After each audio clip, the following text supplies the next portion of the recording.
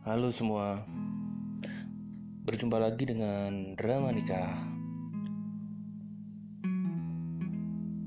Hari ini saya akan bercerita tentang pengalaman seseorang yang merupakan anggota grup Drama Nikah di Facebook, tetapi beliau telah mengirimkan ceritanya via WhatsApp, yaitu dikirim ke 0822 1048 59.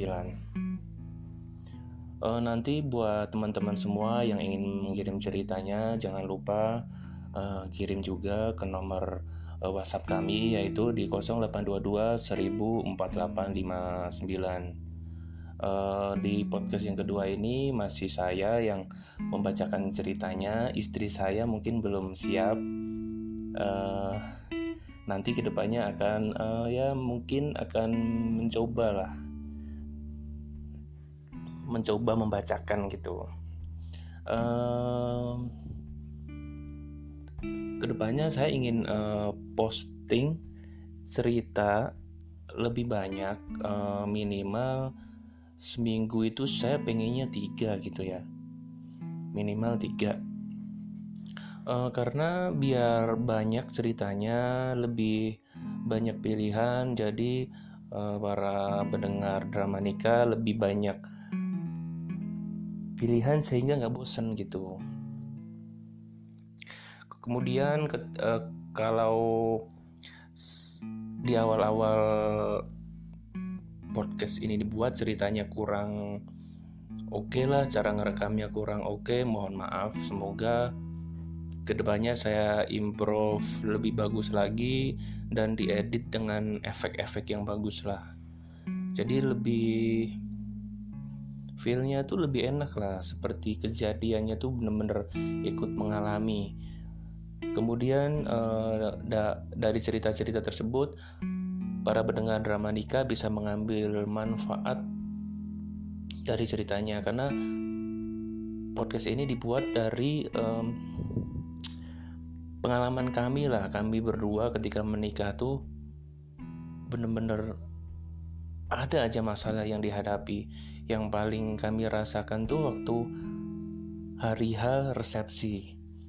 Mungkin kedepannya saya pengen ceritakan ya, tapi itu saya dan istri selalu melarang atau selalu jangan cerita tentang resepsi pernikahan kita deh, sedih gitu.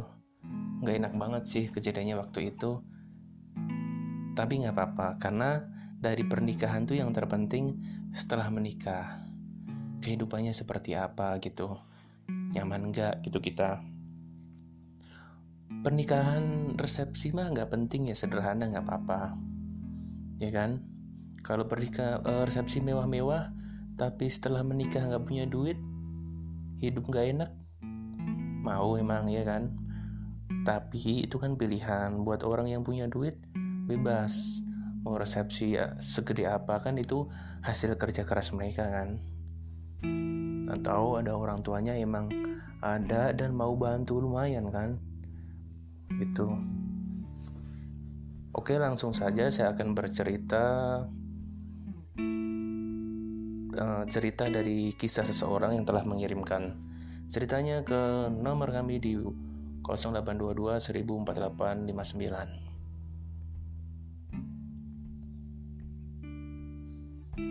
Saya udah mencoba baca sebelumnya ya. Ini lumayan panjang, kalau di WhatsApp kelihatannya panjang, tapi nggak tahu kalau dibacakan tuh panjang atau tidak. Saya akan coba sembari memahami kembali ya. Kurang lebih ceritanya seperti ini. Ini bukan nama sebenarnya ya, jadi beliau mengirimkan ke saya emang sudah dirubah sih namanya sih. Ya takutnya ada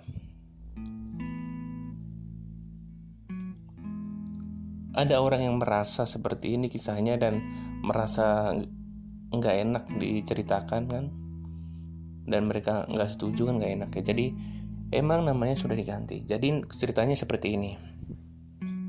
Sebut saja namaku Mirna dan nama suamiku adalah Tony.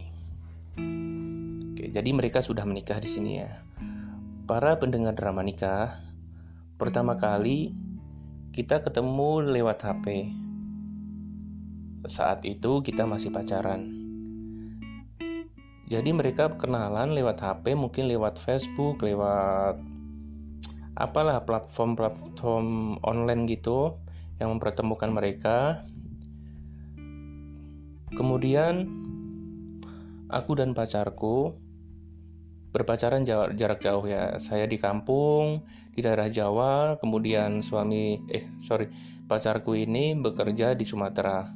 Selama berpacaran, kami hanya berkomunikasi via handphone, bersenda gurau, kadang telepon, kadang SMS. Ya kayak orang pacaran, tapi kita LDR. Ketika aku berpacaran, sesungguhnya waktu itu aku sudah punya tunangan, yaitu namanya Randy. Rumah dia dekat lah, tidak begitu jauh dengan rumahku. Paling setengah jam kalau aku pergi ke sana. Oke. Jadi pacarnya yang tadi kan saya udah bilang belum ya. Jadi pacarnya yang LDR tadi tinggal di daerah Sumatera. Maksudnya bekerja di daerah Sumatera. Dan pacarku itu yang tinggal di Sumatera sudah tahu sebenarnya kalau aku sudah punya tunangan, tetapi dia tidak menghiraukan. Setelah beberapa bulan kemudian, pacarku yang ada di Sumatera akan pulang. Jadi aku berpikir, gimana ya, mending aku putuskan saja tunanganku. Beberapa minggu kemudian, setelah aku putus dengan tunanganku, tiba-tiba ada suatu kejadian yang benar-benar membuat aku kaget. Selang beberapa waktu itu, tiba-tiba kakiku terasa aneh. Aku salat gak bisa, aku berdiri gak bisa. Aku benar-benar sedih karena kakiku benar-benar gak bisa digerakkan. Sakit rasanya. Aku menangis setiap hari, sehingga keluargaku mencari tahu apa yang terjadi padaku. Setelah bertanya ke beberapa orang, termasuk orang pintar, Pak Ustadz, ternyata sakitku itu adalah kiriman dari tunanganku. Hingga aku nggak bisa berjalan. Jadi saya rasa ya, dari sudut pandang saya yang bercerita, kayaknya si tunangan ini sakit hati sehingga mengirimkan sesuatu ke mantannya sampai sakit. Ya, itu hanya pendapat ya. Atau mungkin ada hal lain yang emang waktu itu benar-benar sedang sakit gitu. Emang waktunya sakit gitu. Kemudian ketika diobati oleh Pak Ustadz, kakiku berangsur-angsur sembuh, kembali seperti semula. Para pendengar drama nikah, setelah beberapa hari, aku udah mulai sehat dan pacarku sudah pulang dari Sumatera. Dia akan main ke rumahku. Rasanya aku senang sekali karena sudah lama gak ketemu dan kami hanya komunikasi lewat HP, pacaran jarak jauh. Hingga minggu berganti bulan, kami ada suatu acara, yaitu bukan acara lah.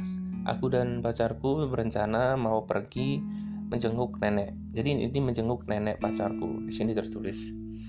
Saya di sini sambil memahami ya, karena agak-agak kayak nggak berurutan gitu kan. Tapi semoga teman-teman bisa jelas dengan cerita ini. Jadi ini ada suatu kejadian lah, di mana ketika aku pergi ke rumah neneknya pacarku, kemudian sorenya kami pulang, di jalan kami bertemu dua orang. Di jalan kami bertemu dengan dua orang di sawah lah gitulah. Jadi jalannya itu di pinggir sawah gitu. Kita berpapasan. Oke lah, mungkin nyapa gitu kan. Oke lah, habis itu kita nyapa, papasan, udah kami pulang. Nah, sampai rumah ada sebuah kabar di mana dua orang tadi yang berpapasan dengan kami katanya rumahnya kemalingan. Dan orang-orang menuduh kami karena di tengah jalan mereka bertemu kami setelah sampai rumah. Barang-barang dia udah hilang gitu. Jadi kami dituduh mencuri perhiasannya. Ini ceritanya agak random ya, tiba-tiba dari rumah nenek langsung ada kejadian seperti ini. Tapi nggak apa. Oke. Rasanya aku sangat marah, geram, ingin mencabik-cabik dan mencakar mukanya. Main tuduh aja sembarangan. Kemudian kami melaporkan kejadian ini ke kantor polisi. Jadi dia akan melaporkan kejadian ini ke kantor polisi dan saya bilang silakan aja, saya kan nggak melakukan apa-apa. Nanti saya akan melaporkan kamu balik loh atas penuduhan pencemaran. Setelah kami bilang seperti itu, ternyata dia nggak berani lagi untuk melaporkan kami. Memang tidak ada bukti karena kami tidak melakukan apa-apa. Demi hari, tiba-tiba om dan tanteku nggak suka sama pacarku, sehingga mereka melarang hubungan kami. Sampai mereka datang ke tempat orang-orang pintar agar bisa memisahkan kami. Oke, jadi gini, kalau saya baca dari cerita ini, ternyata setelah mereka berpacaran, dengan pacarnya ini yang dulu tinggal di Sumatera, banyak hal-hal yang menghalangi mereka gitu. Jadi si pencerita ini memberikan informasi ke kita, Mirna dan Tony ya.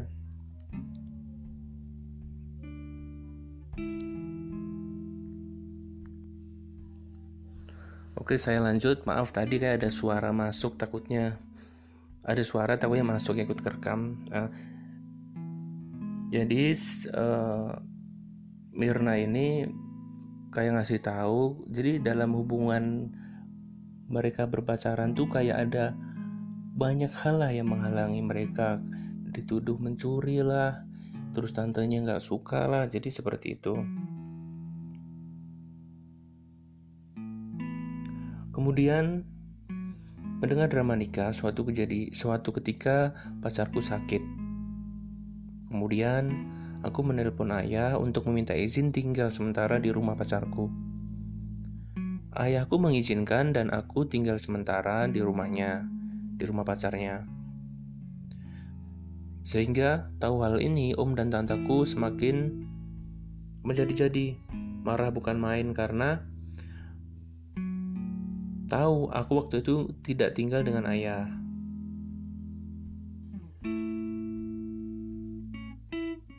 Dua minggu berlalu, aku tinggal bersama pacarku dan di sini mungkin sama orang tuanya ya.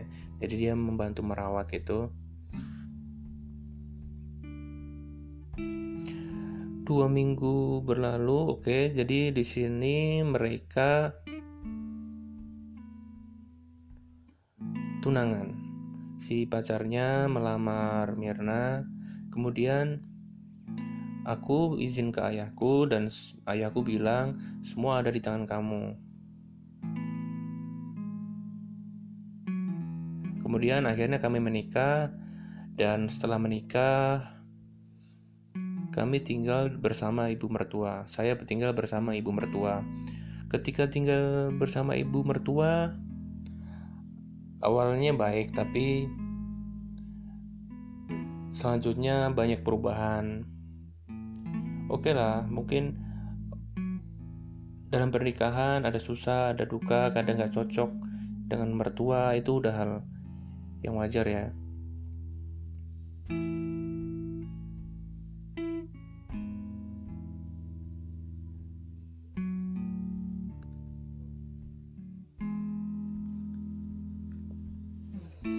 mendengar drama nikah.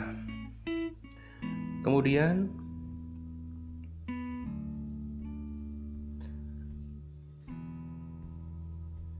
di sini Mirna bercerita kalau dalam kehidupannya bersama dengan mertua banyak sekali ketika tinggal bersama Mirna disalahkan dalam setiap hal. Walaupun aku hanya bisa diam, tidak bisa melawan karena beliau merupakan mertuaku. Aku memang orangnya tidak banyak bicara, lebih baik diam. Nanti kalau aku melawan semakin berlebihan masalahnya. 9 bulan sudah pernikahanku, di saat itu pula datang sebuah kebahagiaan di mana aku positif hamil. Aku sangat senang sekali, rasanya duniaku milikku seutuhnya. Setiap hari suamiku mengusap perutku. Ketika pergi, dia izin ke anaknya, semakin mengizin ke anak yang dalam perut ya. Kalau dia ingin kerja. Tapi 4 bulan kemudian ada sebuah kejadian di mana waktu itu malam Sabtu bulan Ramadan, tiba-tiba aku sakit, perutku sakit tapi tidak aku hiraukan. Hingga suatu malam semakin sakit, sekitar jam 3 pagi aku pendarahan. Kemudian aku pergi ke dokter karena takut terjadi apa-apa.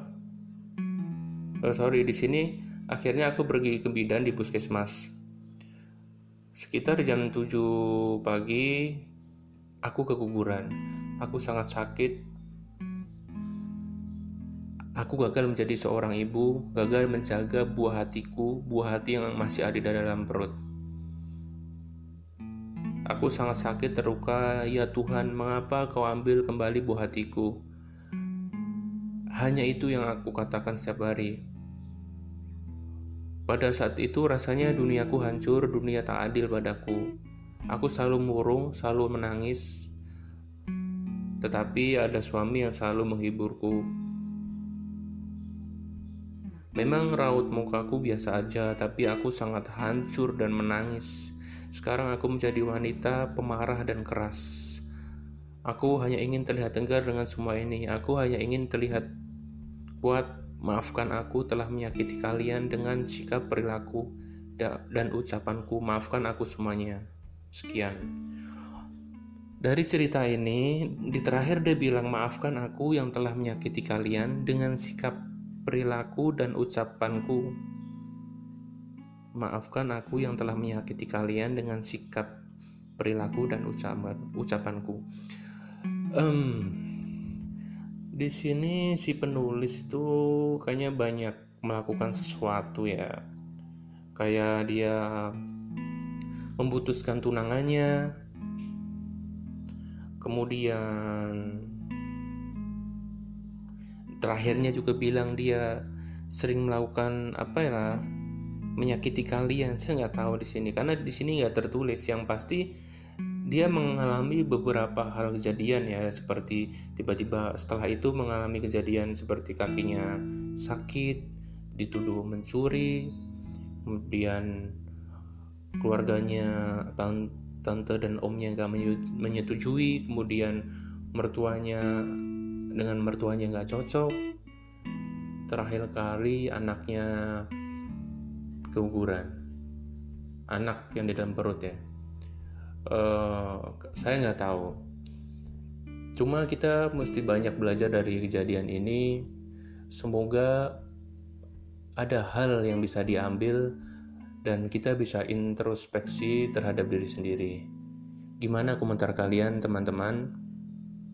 Dan semoga kedepannya banyak cerita-cerita yang menarik dan bisa diambil manfaatnya.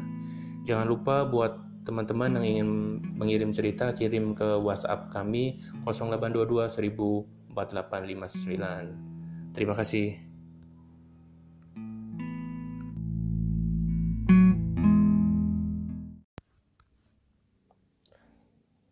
Halo semua, berjumpa lagi dengan Drama Nikah. Hari ini saya akan bercerita tentang pengalaman seseorang yang merupakan anggota grup Drama Nikah di Facebook, tetapi beliau telah mengirimkan ceritanya via WhatsApp, yaitu dikirim ke 0822 1048 59. Nanti buat teman-teman semua yang ingin mengirim ceritanya, jangan lupa kirim juga ke nomor WhatsApp kami, yaitu di 0822 1048 59. Di podcast yang kedua ini masih saya yang membacakan ceritanya. Istri saya mungkin belum siap. Nanti kedepannya akan ya mungkin akan mencoba membacakan gitu. Kedepannya saya ingin posting cerita lebih banyak, minimal seminggu itu saya pengennya 3 gitu ya, minimal 3.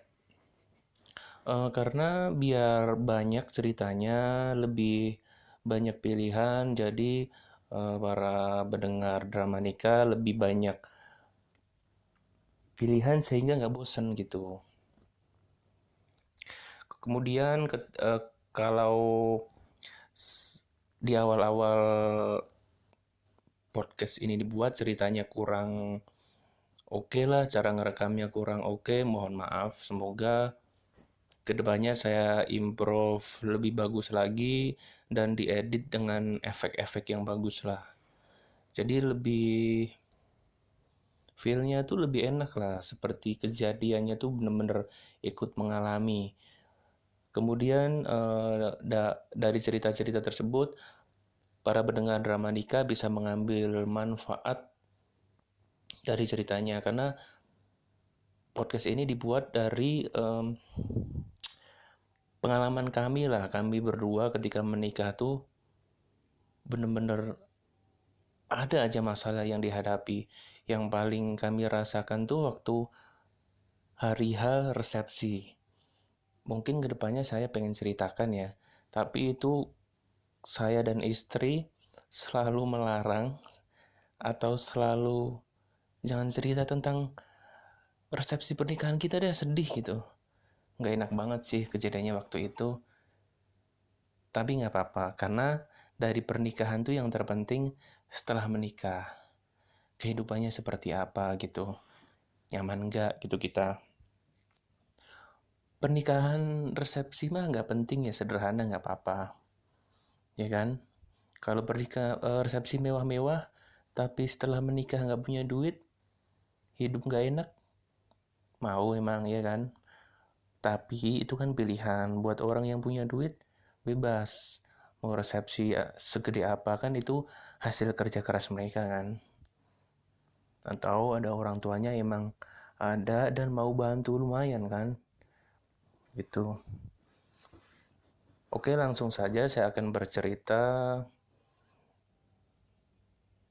cerita dari kisah seseorang yang telah mengirimkan ceritanya ke nomor kami di 0822 1048 59. Saya udah mencoba baca sebelumnya ya. Ini lumayan panjang, kalau di WhatsApp kelihatannya panjang, tapi nggak tahu kalau dibacakan tuh panjang atau tidak. Saya akan coba sembari memahami kembali ya. Kurang lebih ceritanya seperti ini. Ini bukan nama sebenarnya ya, jadi beliau mengirimkan ke saya emang sudah dirubah sih namanya sih. Ya takutnya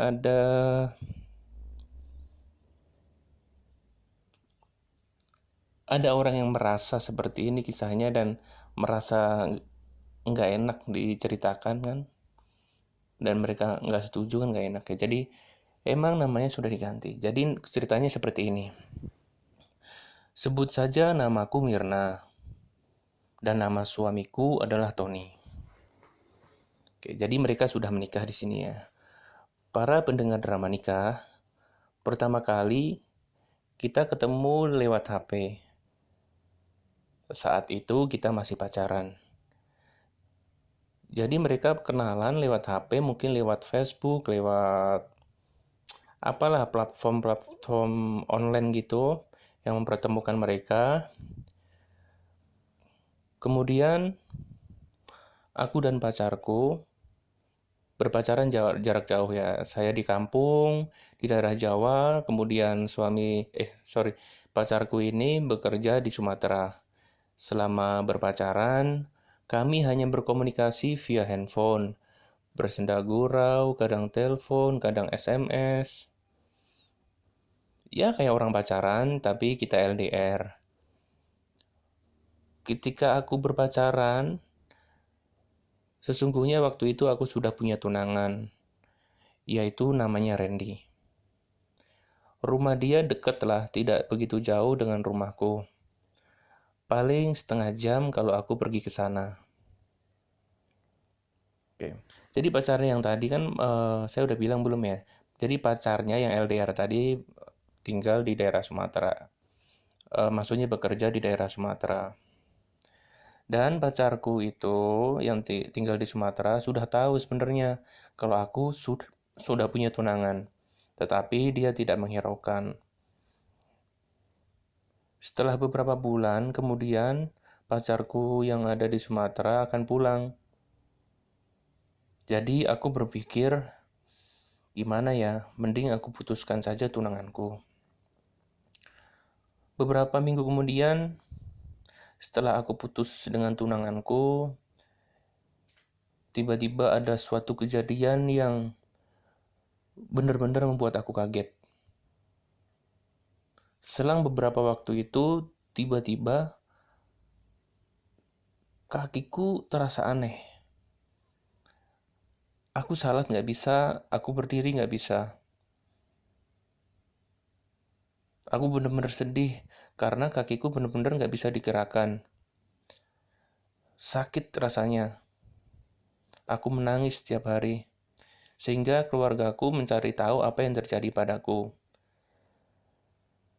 Setelah bertanya ke beberapa orang, termasuk orang pintar, Pak Ustadz, ternyata sakitku itu adalah kiriman dari tunanganku.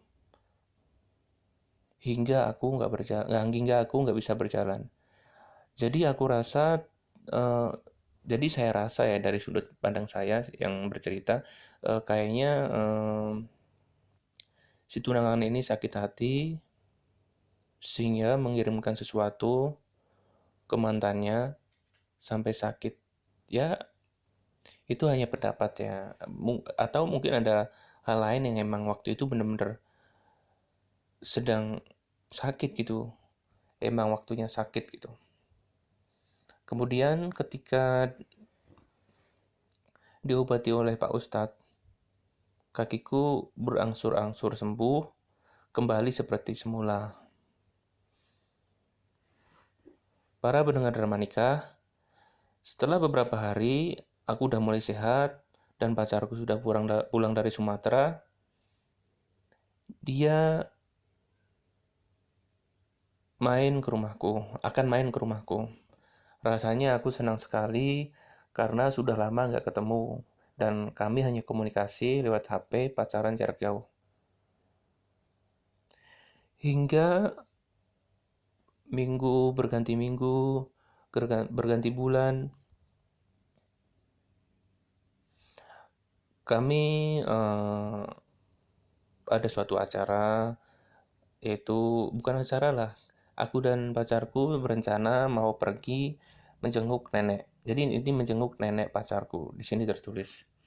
Saya di sini sambil memahami ya karena eh, agak-agak kayak nggak berurutan gitu kan. Tapi semoga teman-teman bisa jelas dengan cerita ini.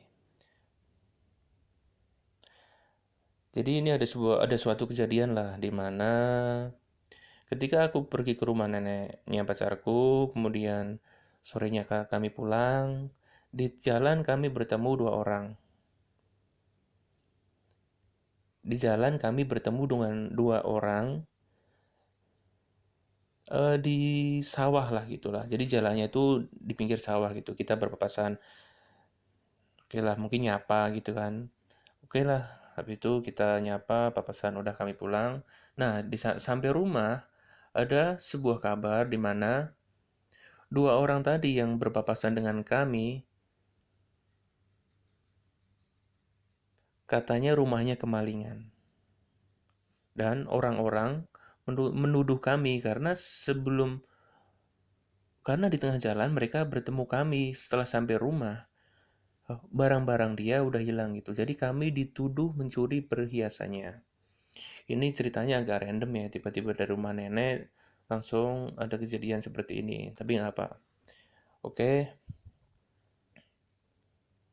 rasanya aku sangat marah, geram, ingin mencabik-cabik dan mencakar mukanya, main tuduh aja sembarangan. Kemudian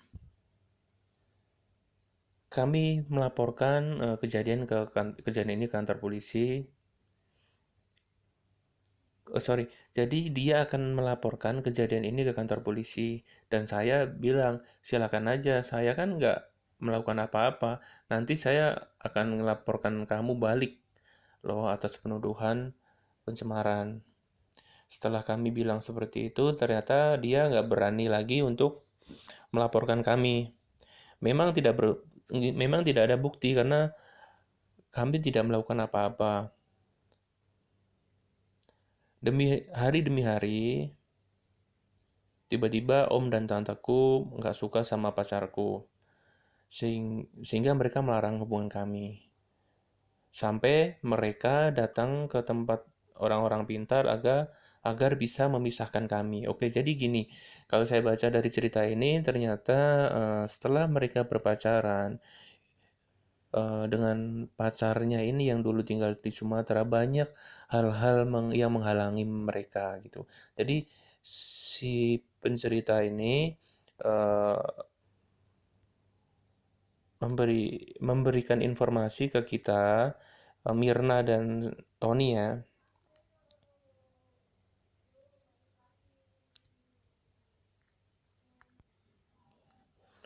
Oke, saya lanjut. Maaf tadi kayak ada suara masuk, ada suara takutnya masuk ikut kerekam.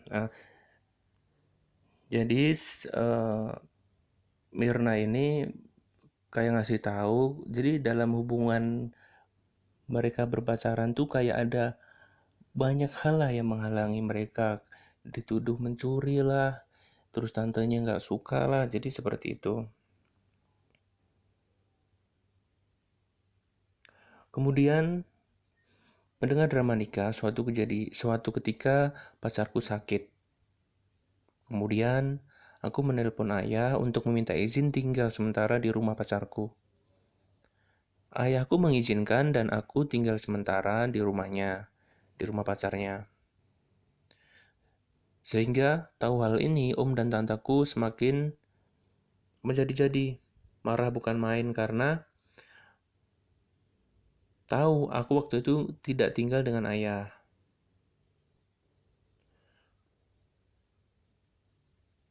2 minggu berlalu, aku tinggal bersama pacarku, dan di sini mungkin sama orang tuanya ya. Jadi dia membantu merawat gitu. 2 minggu berlalu, oke. Jadi di sini mereka tunangan. Si pacarnya melamar Mirna, kemudian aku izin ke ayahku dan ayahku bilang semua ada di tangan kamu. Kemudian akhirnya kami menikah dan setelah menikah kami tinggal bersama ibu mertua. Saya tinggal bersama ibu mertua. Ketika tinggal bersama ibu mertua, awalnya baik tapi selanjutnya banyak perubahan. Oke lah, mungkin dalam pernikahan ada susah, ada duka, kadang nggak cocok dengan mertua, itu udah hal yang wajar ya.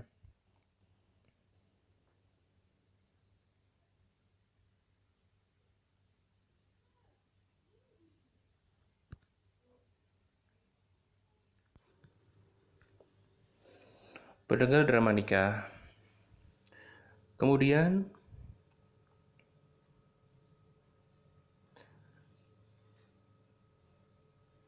di sini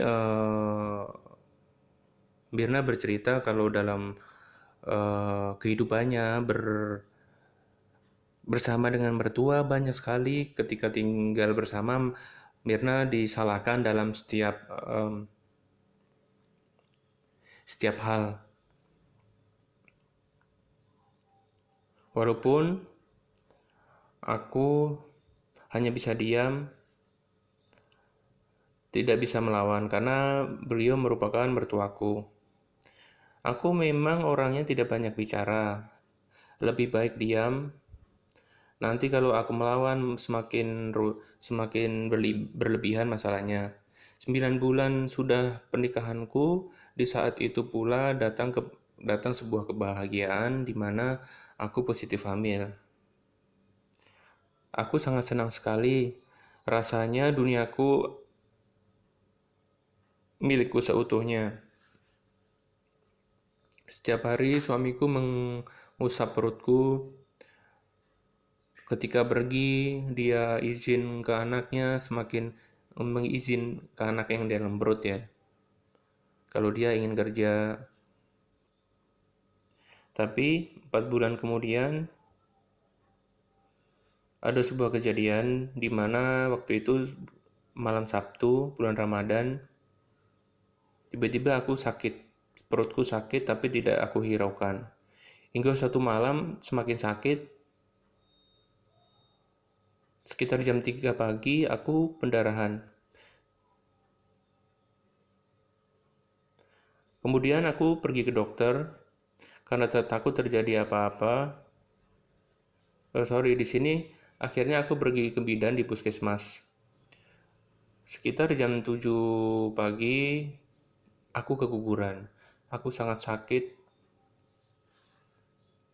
Aku gagal menjadi seorang ibu, gagal menjaga buah hatiku, buah hati yang masih ada di dalam perut. Aku sangat sakit, terluka. Ya Tuhan, mengapa kau ambil kembali buah hatiku? Hanya itu yang aku katakan setiap hari.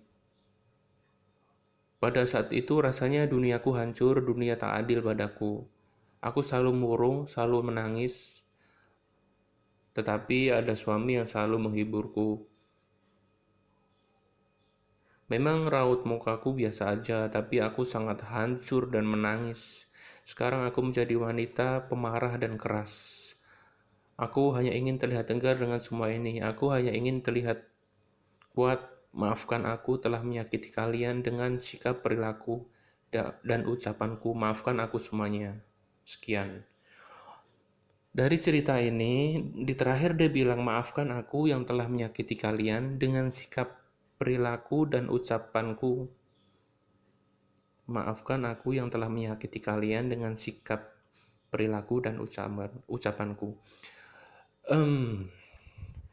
Di sini si penulis itu kayaknya banyak melakukan sesuatu ya.